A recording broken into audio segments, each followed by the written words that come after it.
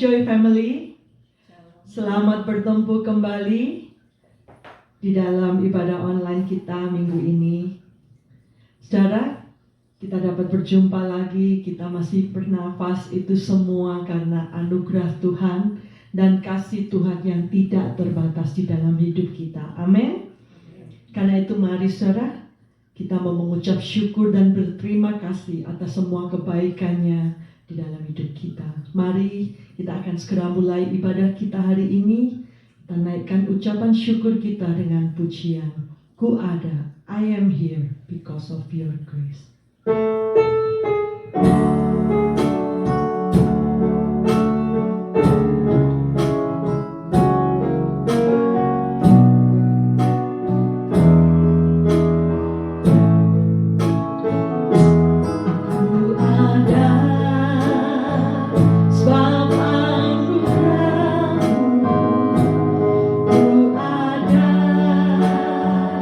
Karena kasih-Mu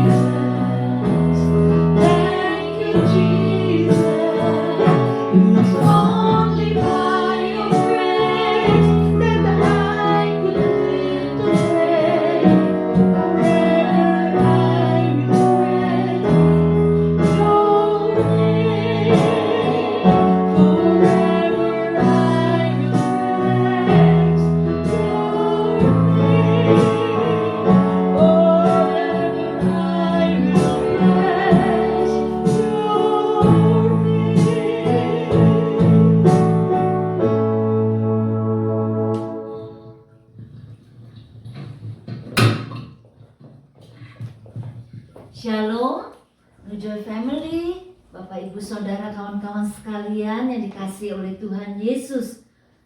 Terima kasih kepada Tuhan ya untuk kasih karunia rahmat yang melimpah dalam hidup kita. Saya bersyukur dan saya berdoa biarlah berkat perlindungan, kesehatan, damai sejahtera dari Tuhan senantiasa menyertai saudara dan saya. Puji Tuhan kita bisa beribadah bersama-sama kembali, saat yang indah untuk kita menjaga hubungan pribadi kita dengan Tuhan pencipta kita.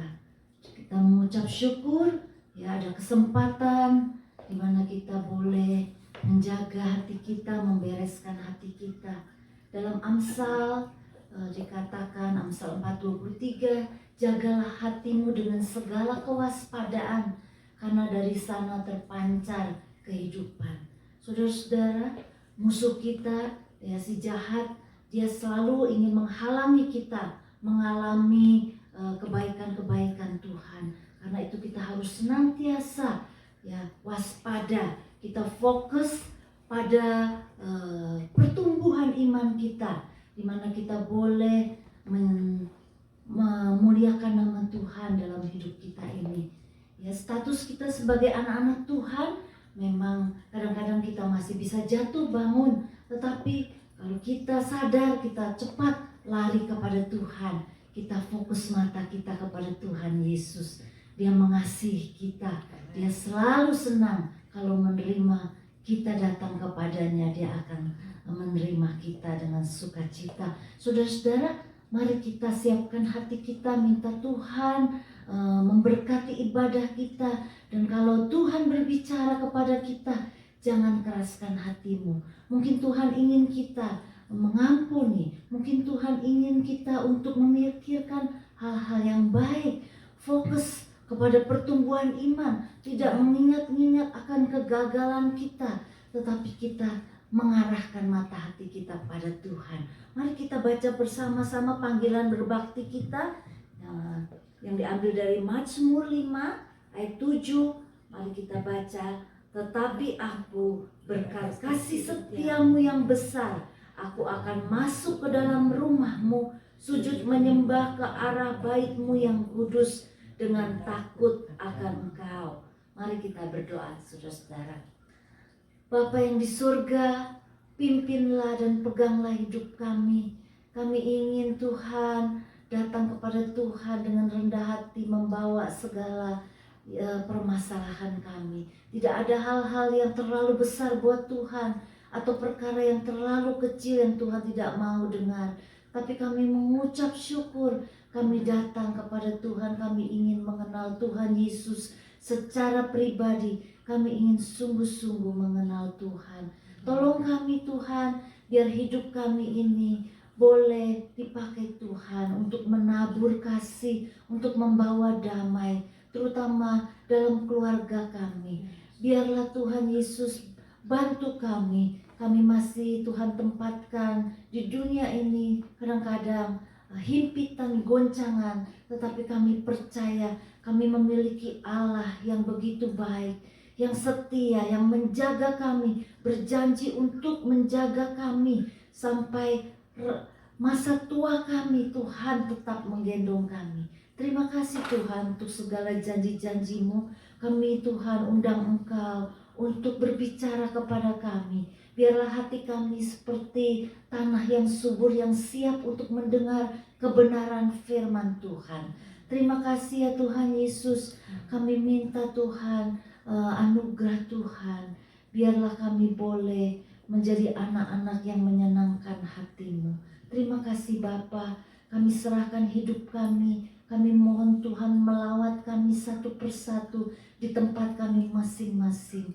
Biarlah kami mau mendengarkan suara-Mu. Terima kasih Tuhan Yesus. Kami percaya bahwa pertolongan kami datangnya dari Tuhan pencipta langit dan bumi. Biarlah Allah Tritunggal, Allah Bapa, Putra, dan Roh Kudus memimpin ibadah kami. Amin. Tuhan Yesus memberkati.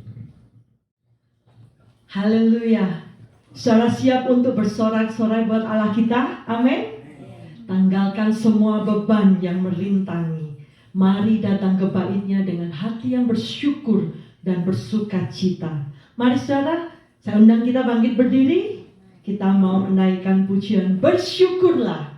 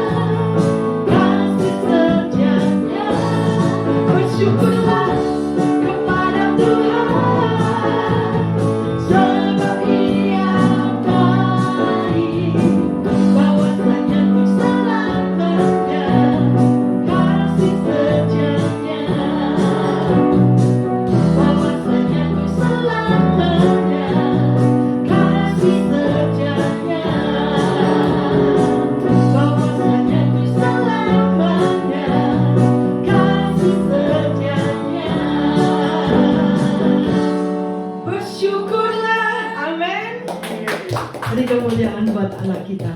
Biar hati kita selalu bersyukur.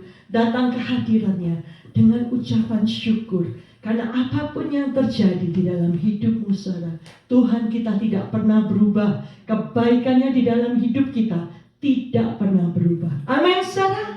Puji Tuhan, kita punya Allah yang luar biasa. Allah yang hidup, Allah yang sanggup menolong setiap kita. Haleluya. Kita akan masuk dalam firman Tuhan saudara. Mari persiapkan hati dan pikiranmu. Setiap kita pasti mempunyai persoalan di dalam hidup kita saudara. Kadang mungkin kita merasa kita berputus asa. Tapi satu hal saudara, pujian ini mengingatkan pada kita bahwa kita mempunyai Tuhan Yesus, Allah yang sanggup menolong kita dan yang selalu setia menopang hidup kita. tangannya tidak pernah terlambat untuk menolong kita. Amin. Saudara, naikkan pujian ini dengan sepenuh hatimu. Engkau sanggup Tuhan, Engkau sanggup.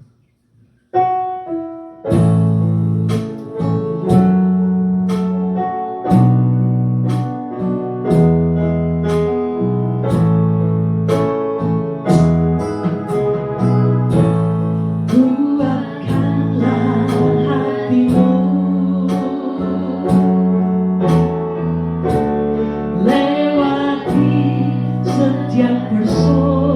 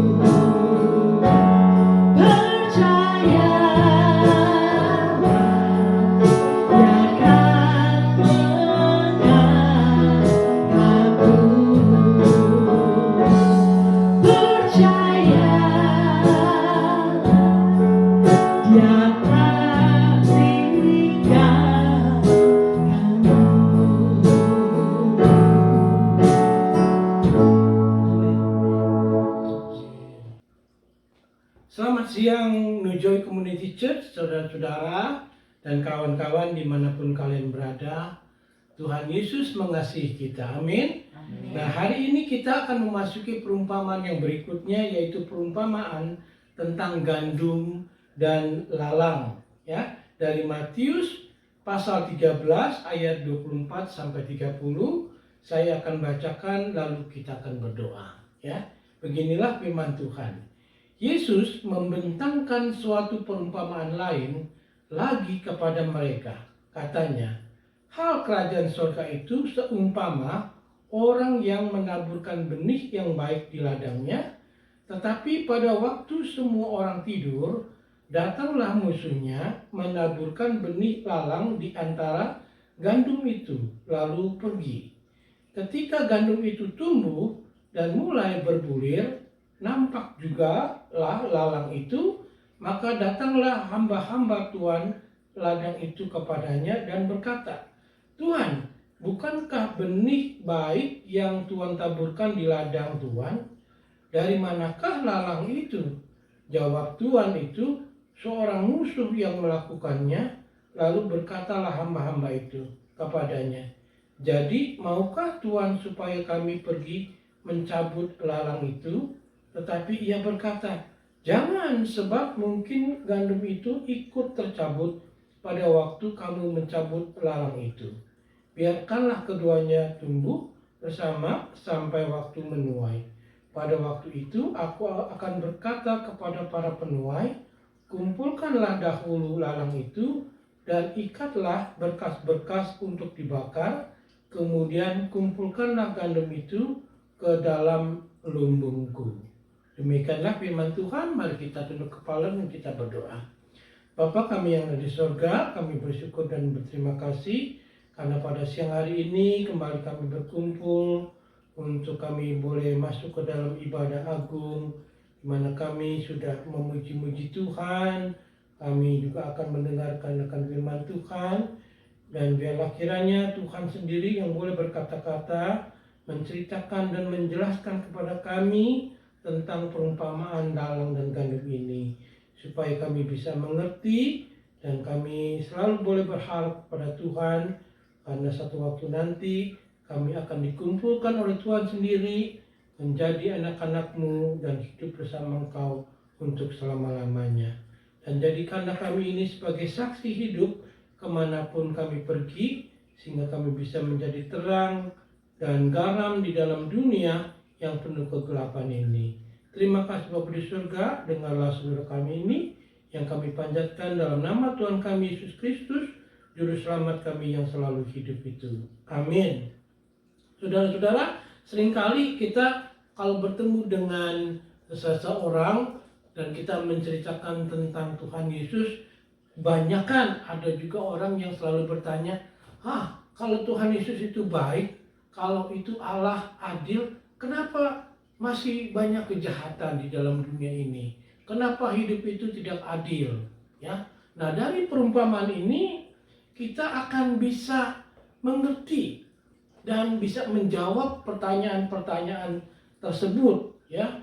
Karena dari perumpamaan ini Tuhan Yesus menceritakan lalu menjelaskan sehingga kita bisa mengerti mengapa di dalam dunia ini masih ada kejahatan, ya. Sedangkan Tuhan Yesus itu sudah datang ke dalam dunia, ya. Sebenarnya Tuhan Yesus bisa menghapuskan seluruh kejahatan di dalam dunia ini pada waktu dia datang untuk yang kedua kali. Tetapi dia tidak lakukan. Tetapi dari perumpamaan ini kita akan bisa mengerti mengapa dia tidak melakukan pada saat dia datang pertama kali, dan kita akan mengerti mengapa dia menundanya, ya.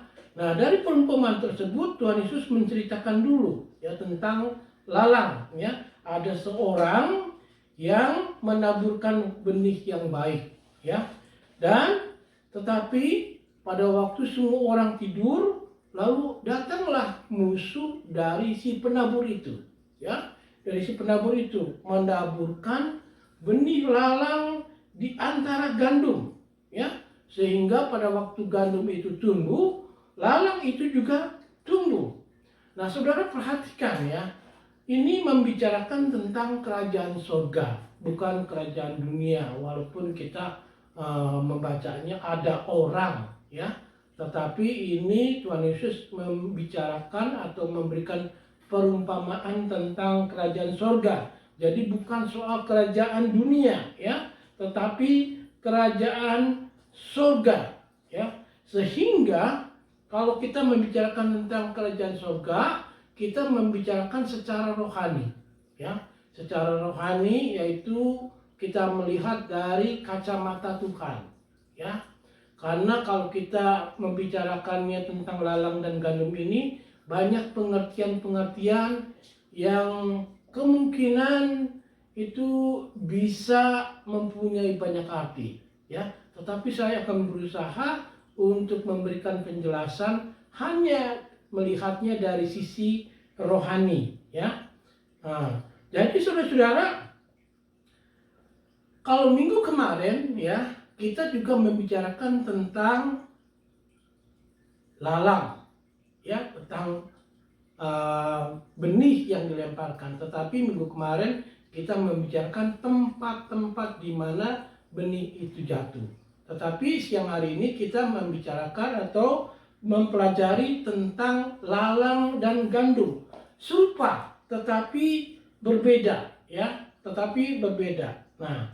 Nah, yang kita harus mengerti di sini, di mana pada waktu penabur itu menaburkan benih yang baik, ya, benih yang baik, lalu ada musuhnya, ya.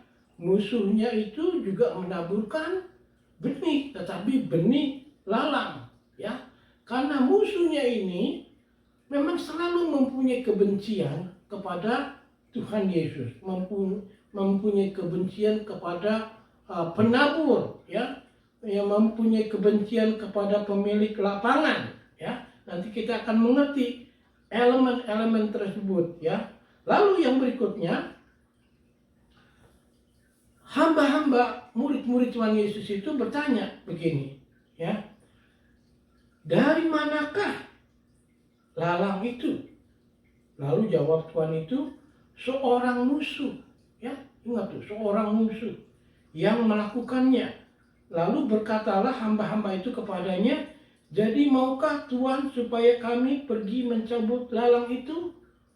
Jangan, Tuhan itu bilang, ya. Karena Tuhan ini mengerti tentang agraria, tentang soal tanam menanam pasti dia ngerti, ya. Jadi dia bilang jangan, sebab mungkin gandum itu ikut tercabut pada waktu kamu mencabut lalang tersebut. Jadi saudara-saudara, ya, kadang-kadang kalau kita dalam hidup ini, banyak pergumulan, banyak orang jahat, masih aja kok Tuhan kalau kelihatannya masih tumpang tangan aja. Belum waktunya saudara-saudara, ya, belum waktunya, ya, belum waktunya dia mencabut atau memberikan panenan. Nanti pada waktu dia panen, dia akan memisahkan antara lalang dengan gandum, ya. Sehingga saudara-saudara, Tuhan itu berkata, jangan, biarkan keduanya tumbuh bersama sampai waktu menuai. Pada waktu itu, aku akan berkata kepada para penuai, kumpulkanlah dahulu lalang itu dan ikatlah berberkas-berkas. Jadi banyak saudara-saudara. Lalang itu di dalam dunia itu banyak. Bukan satu berkas saja saudara-saudara, tetapi berberkas-berkas. Untuk diapa? Untuk dibakar. Ya, dari ayat 30. Untuk dibakar. Kemudian kumpulkanlah gandum itu ke dalam lumbungku. Jadi orang-orang yang percaya, orang-orang yang percaya kepada Tuhan, yang milik Tuhan itu akan dikumpulkan juga, ya, oleh Tuhan di ladang, di tempat pengumpulan gandum itu, ya. Jadi pertama Yesus itu menceritakan tentang perumpamaan tersebut, ya.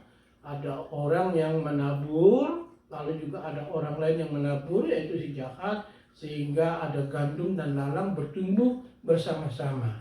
Nah, yang berikutnya ini Yesus ingin menjelaskan perumpamaan tersebut, ya, perumpamaan tentang lalang tersebut. Kalau kita baca di ayat 36, Ya, dia ditulis begini. Maka Yesus pun meninggalkan orang banyak itu lalu pulang. Ya, biasa setelah dia memberikan perumpamaan, selalu murid-muridnya itu akan bertanya pada waktu mereka ada sendirian bersama Yesus. Ya, nah di sini saudara-saudara dikatakan lalu dia pulang setelah dia bercerita tentang perumpamaan, dia pulang. Ya, dikatakan kemungkinan Yesus itu punya rumah di daerah sana, saudara-saudara, di daerah Kapernaum, karena dia pulang situ. Ya, kalau saudara baca di Matius 4:13 ayat pasal 13 ayat 1 juga ditulis di situ Yesus tinggalnya, ya, di Kapernaum. Nah, murid-muridnya datang dan berkata kepadanya, "Jelaskanlah kepada kami perumpamaan tentang lalang di ladang itu." Ya, jadi perhatikan saudara-saudara, ya. Perhatikan tentang penabur. Yesus ini menjelaskan kepada murid-muridnya, ya, supaya murid-muridnya itu lebih mengerti tentang perumpamaan ini, supaya pada waktu mereka ready untuk melayani, mereka bisa mengetahui bahwa musuh itu ada di sekitar mereka. Nah, kalau minggu kemarin kita belajar di mana murid-murid harus mengerti pada waktu mereka memberikan kesaksian tentang Tuhan Yesus, ada yang menolak, ada yang menerima. Ya, nah siang hari ini kita mempelajarinya. Tuhan Yesus itu memberikan perumpamaan supaya murid-muridnya tahu bahwa pada waktu mereka melayani itu pasti akan banyak tentangan. Ya, dan setiap orang yang dilayani itu murid tidak berhak untuk menghakimi. Karena yang berhak untuk menghakimi itu hanya Tuhan saja. Nah, kita ingin mengidentifikasikan elemen-elemen ini, ya. Ada 7 elemen Tuhan Yesus menjelaskan. Pertama apa? Ladang, ya. Lalu yang kedua dan ketiga yaitu 2 penabur. Satu penabur benih gandum, satu penabur lalang, ya. Lalu yang keempat dan kelima 2 jenis benih itu, gandum dan lalang. Ya, kemudian yang berikutnya yaitu panen dan penuai. Ya, panen dan penuai. Jadi ada masa panen dan juga ada penuai. Siapa itu penuai? Nanti kita akan pelajari. Nah, di ayat 37 sampai 39 ditulis begini. Dia menjawab, ya, dia menjawab pertanyaan murid-muridnya. Orang yang menabur benih baik ialah anak manusia, yaitu diri dia sendiri, ya, Yesus. Ladang ialah dunia, ya, dunia. Benih yang baik itu anak-anak kerajaan, dan lalang adalah anak-anak si jahat. Musuh yang menaburkan benih lalang ialah iblis. Waktu menuai ialah akhir zaman, dan para penuai itu adalah malaikat. Ya, jadi dikatakan ladangnya adalah dunia. Ya, ladangnya adalah dunia. Dan dunia itu, ladang itu adalah ladang penginjilan. Betul? Ladang penginjilan Tuhan Yesus Kristus.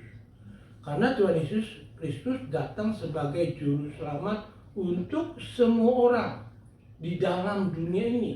Kalau saudara baca Matius 28 ayat 19 sampai 20, itu diceritakan di mana murid-murid Yesus itu disuruh pergi ke seluruh dunia untuk menginjili, ya. Lalu yang berikutnya yaitu 2 penabur. Penabur yang pertama menaburkan gandum, yaitu Yesus. Penabur kedua yaitu penabur lalang, yaitu iblis, ya. Jadi memang sebenarnya dari awal-awal itu, ya, dari awal-awal itu, Kejadian 3:16, Tuhan Yesus itu memang sudah mempunyai musuh, yaitu iblis, yang dimana dia nanti akan menginjak kepala iblis tersebut. Sejak dari awal zaman, saudara-saudara, ya, sejak Yesus itu sudah mempunyai musuh, ya. Nah, kalau kita mengingat cerita zaman Adam dan Hawa, ya, pada waktu Adam dan Hawa jatuh dalam dosa karena digoda oleh iblis, ada kejadian kejahatan yang pertama enggak? Ada. Ya, Habel dibunuh oleh Kain. Itu kejahatan yang pertama, saudara-saudara. Ya, kejahatan yang pertama di dalam dunia. Ya, nah kita sudah melewati beribu-ribu tahun, tentu saja kejahatan itu akan bertambah sampai dekat akhir zaman, kejahatan itu akan terus bertambah. Ya, nah benih yang baik dan benih yang buruk. Benih yang baik adalah orang percaya. Benih yang buruk adalah orang tidak percaya. Ya, jadi ada dua kelompok. Tetapi kalau saudara menjadi kelompok yang lain, orang yang tidak percaya, ada kemungkinan besar dan kepastian saudara bisa menjadi orang percaya. Ya, saudara bisa menjadi anak-anak Allah. Saudara bisa memasuki kerajaan Allah. Ya. Tetapi dengan jelas kalau kita di luar Kristus, Yesus itu melalui Yohanes itu menulis, ya, iblislah yang menjadi bapakmu dan kamu ingin melakukan keinginan bapakmu. Ia adalah pembunuh manusia sejak semula dan tidak hidup dalam kebenaran, sebab di dalam dia tidak ada kebenaran. Apabila ia berkata dusta, ia berkata atas kehendaknya sendiri, sebab ia adalah pendusta dan bapa segala dusta. Jadi kita tahu, saudara-saudara, ya, di dalam kehidupan kita mengiringi Yesus juga kita selalu itu mempunyai musuh, yaitu iblis. Ya, dan kita mempunyai musuh, yaitu orang-orang yang tidak percaya dan yang mungkin juga adalah orang yang melakukan kejahatan, ya, yang melakukan kejahatan. Nah, yang berikutnya, yang akhirnya, Yesus mengidentifikasikan penuaian dan penuai. Ya, dalam perumpamaan itu nanti akhir zaman disebut panen. Ya, sedangkan pemanen, penuai itu adalah malaikat. Ya, dan ini juga digambarkan, saudara-saudara, oleh Nabi Yeremia dan Nabi Hosea, di mana nanti ada kiamat, ada akhir zaman, ya, ada akhir zaman. Nah, ada dua nasib orang percaya dan nasib orang jahat dan orang tidak percaya. Kalau nasib orang percaya dan nasib orang tidak percaya itu sangat berbeda, ya. Jadi sekarang Yesus ingin menjelaskan nasib masing-masing. Ya, nasib masing-masing. Dia tulis begini, ayat 40 sampai 43. Maka seperti lalang itu dikumpulkan dan dibakar dalam api, demikian juga pada akhir zaman. Anak manusia akan menyuruh malaikat-malaikatnya dan mereka akan mengumpulkan segala sesuatu yang menyesatkan dan semua orang yang melakukan kejahatan dari dalam kerajaannya. Semuanya akan dicampakkan ke dalam dapur api. Di sanalah akan terdapat ratapan dan kertakan gigi. Pada waktu itulah orang-orang benar akan bercahaya seperti matahari dalam kerajaan Bapa mereka. Siapa bertelinga hendaklah ia mendengar. Ini benar, saudara-saudara. Ya, ya. Allah itu maha kasih, maha adil. Karena dia maha kasih dan maha adil, dia harus menghukum si jahat. Ya. Nah, kita dari situ kita mempelajari 3 hal. Ya. Pertama, Tuhan akan menyingkirkan semua kejahatan dari dunia ini. Ya. Akan menyingkirkan semua kejahatan dan dosa dari kerajaannya. Siapa yang masuk ke dalam kerajaannya harus kudus, harus suci, harus baik, ya, harus baik. Jadi, saudara-saudara, Tuhan akan menyingkirkan semuanya itu yang tidak berkenan dengan Dia, ya. Karena mengapa? Karena kalau kita baca di Wahyu 21 itu ditulis seperti ini, saudara-saudara.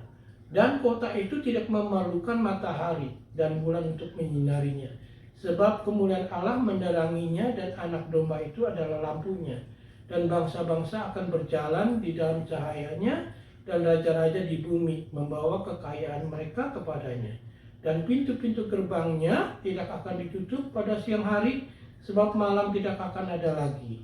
Dan kekayaan dan hormat bangsa-bangsa akan dibawa kepadanya, tetapi tidak akan masuk ke dalamnya sesuatu yang najis, atau orang yang melakukan kekejian atau dusta, tetapi hanya mereka yang namanya tertulis di dalam kitab kehidupan anak domba itu.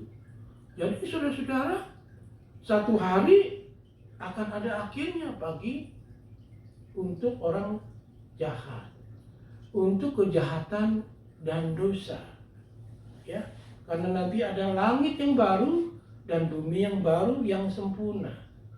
Dan sedangkan orang yang tidak percaya akan dihukum karena dosa-dosa mereka, ya, akan dihukum karena dosa-dosa mereka. Sebab semua orang yang menyebabkan dosa, yang melakukan kejahatan, akan disingkirkan dari kerajaan. Dan malaikat Tuhan akan melemparkan mereka ke dalam tungku api, di mana akan ada tangisan dan kertak gigi. Persis seperti apa yang dikatakan dari Wahyu pasal 20 itu. Dan orang yang benar, orang percaya, akan bersinar seperti matahari di kerajaan Bapa mereka. Karena mengapa? Karena Tuhan akan menyingkirkan semua kejahatan. Ya, orang yang jahat tidak percaya itu akan dihukum karena dosa mereka. Dan orang benar itu akan benar-benar mengecap kehidupan yang sempurna. Ya, akan mengecap kehidupan yang begitu baik yang disediakan oleh Bapa mereka untuk mereka.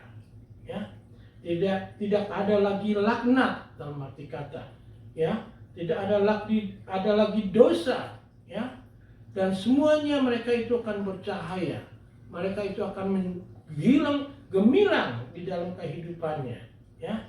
Jadi saudara-saudara, ini hanya merupakan motivasi, ya.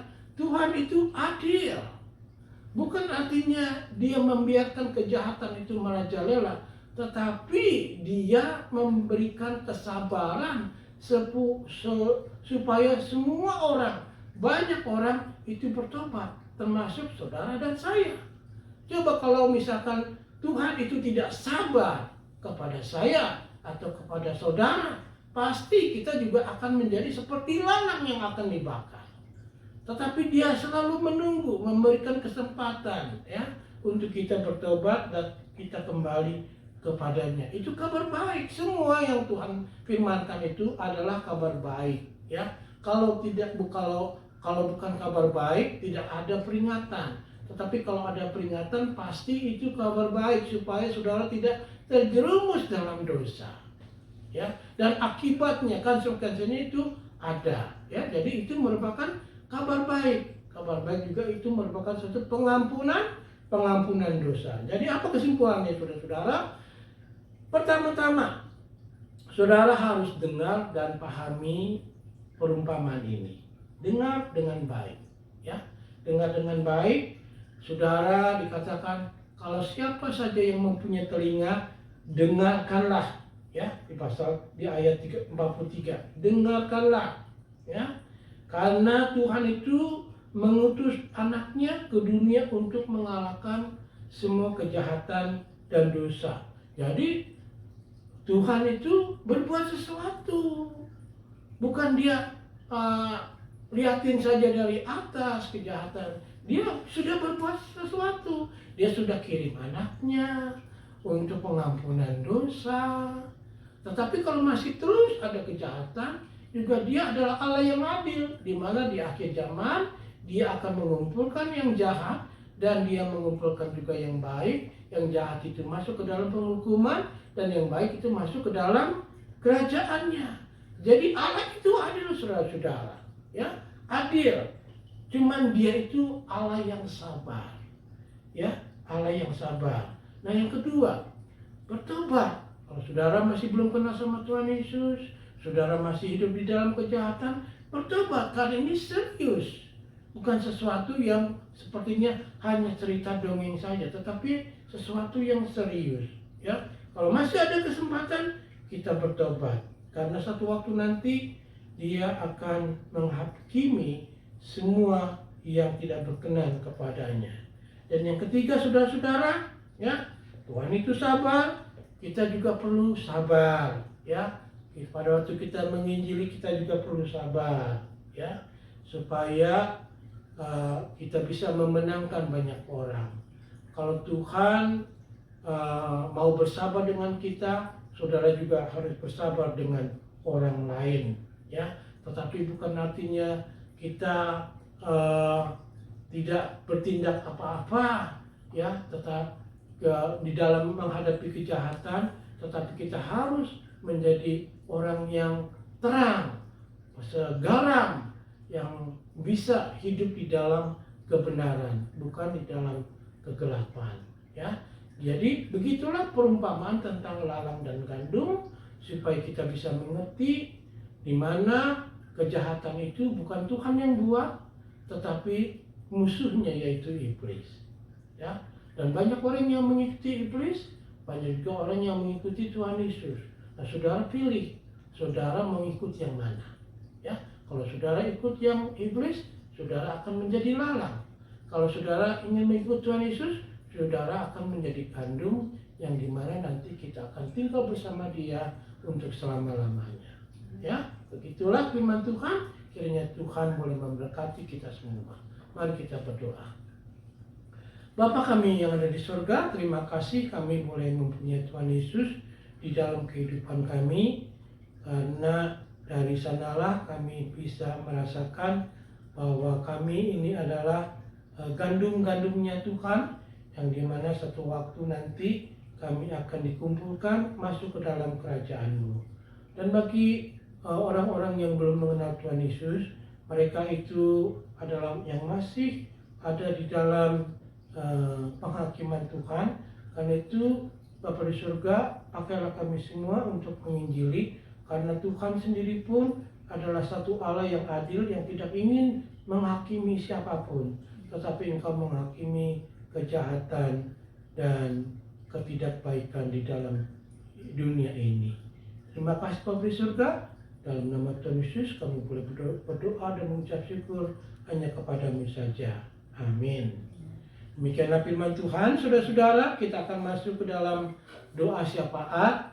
Kita terus berdoa ya kepada Bapa di surga, supaya kita bisa cepat-cepat mendapatkan vaksin untuk semua orang.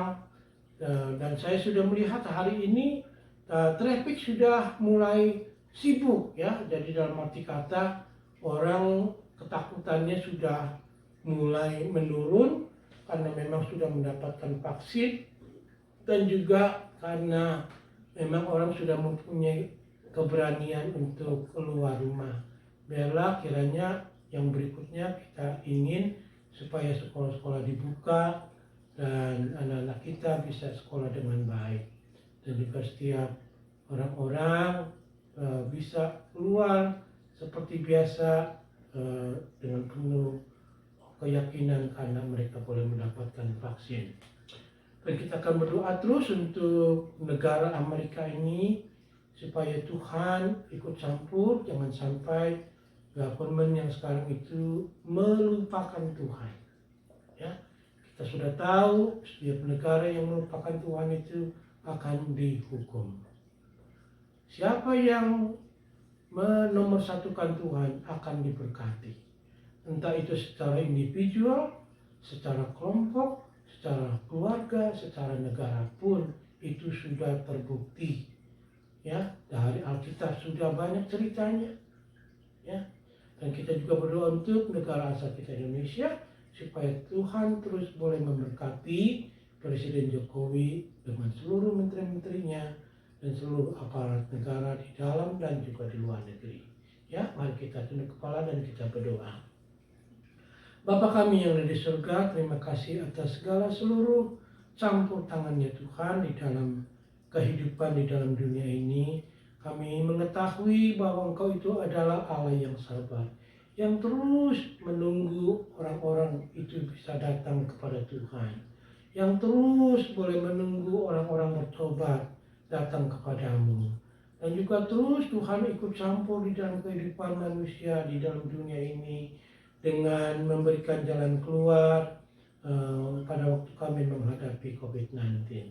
Biarlah kiranya Bapa di surga Engkau berikan dunia ini damai sejahtera, keamanan, dan juga berkat daripadamu, dan yang dimana itu nanti merupakan gambaran yang nanti akan disempurnakan oleh Tuhan pada waktu Engkau datang untuk yang kedua kali.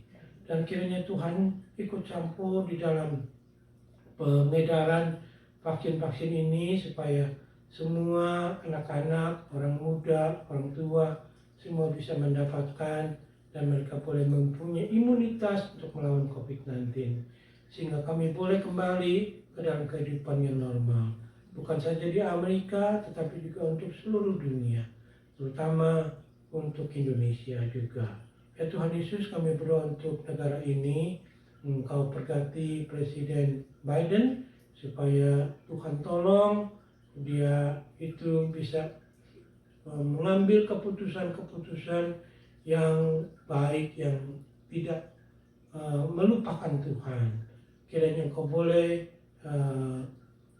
menolong dia menjalankan pemerintah ini dengan baik. Dan juga kami berdoa untuk negara kami Indonesia, Engkau berkati Presiden Jokowi dengan seluruh menterinya, dengan seluruh masalah yang ada, tetapi kami percaya negara ini terus belajar, negara ini terus maju, negara ini terus boleh diberkati oleh Tuhan. Maka Pemberi surga, di dalam nama Tuhan Yesus kami boleh berdoa dan mengucap syukur hanya kepadamu saja. Amin. Kita undang Lisa untuk pimpin lagu How Great Is Our God kalau kita masuk ke dalam benediction.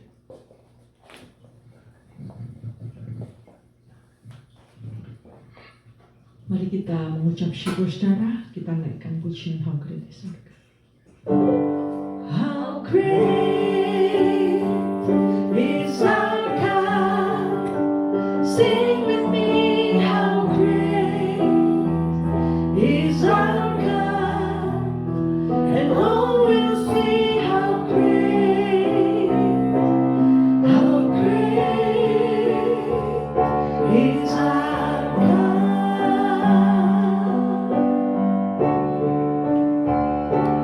How great is our God, sing with me, how great is our God, and all will see how great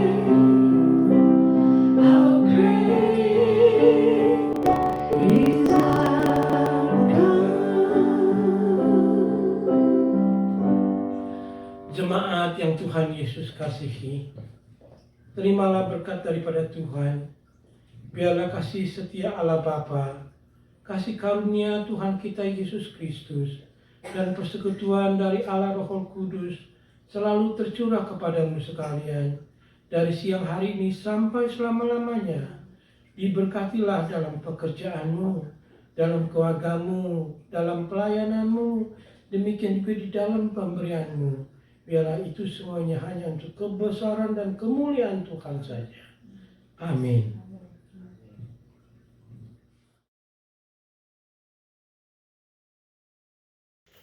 Hello, my name is Elijah. I'm gonna sing Jesus Love Me.